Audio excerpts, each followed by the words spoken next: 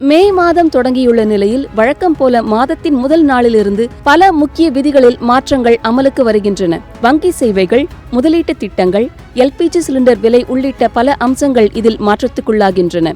ஒவ்வொரு மாதமும் 1ஆம் தேதி எரிவாயு சிலிண்டர் விலைகள் மாற்றம் காணும் நிலையில் மே 1ஆம் தேதி வீட்டு பயன்பாடு மற்றும் வர்த்தக எல்பிஜி சிலிண்டர்களின் விலைகளில் மாற்றம் ஏற்படும் வாய்ப்பு உள்ளது.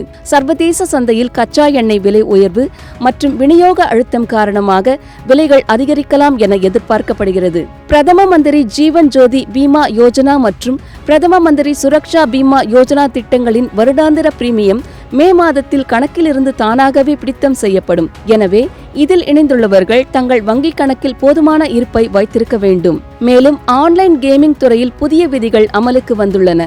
இந்திய ஆன்லைன் கேமிங் ஆணையம் அமைப்பதற்கான அனுமதி வழங்கப்பட்டுள்ள நிலையில் புதிய சட்டத்தின்படி நிறுவனங்கள் புதுப்பிக்கப்பட்ட தரநிலைகளை பின்பற்ற வேண்டும். கேம் சான்றிதழின் செல்லுபடியாகும் காலம் 5 ஆண்டுகளில் இருந்து 10 ஆண்டுகளாக உயர்த்தப்பட்டுள்ளது. SBI கார்டு பயனாளர்களுக்கு மே 1 முதல் தாமத கட்டண விதிகளில் மாற்றம் செய்யப்பட்டுள்ளது. குறைந்த தொகைகளுக்கும் கட்டணம் விதிக்கப்படலாம். சில கார்டுகளுக்கான ஆண்டு கட்டண தள்ளுபடி விதிகளிலும் மாற்றம் ஏற்பட்டுள்ளது.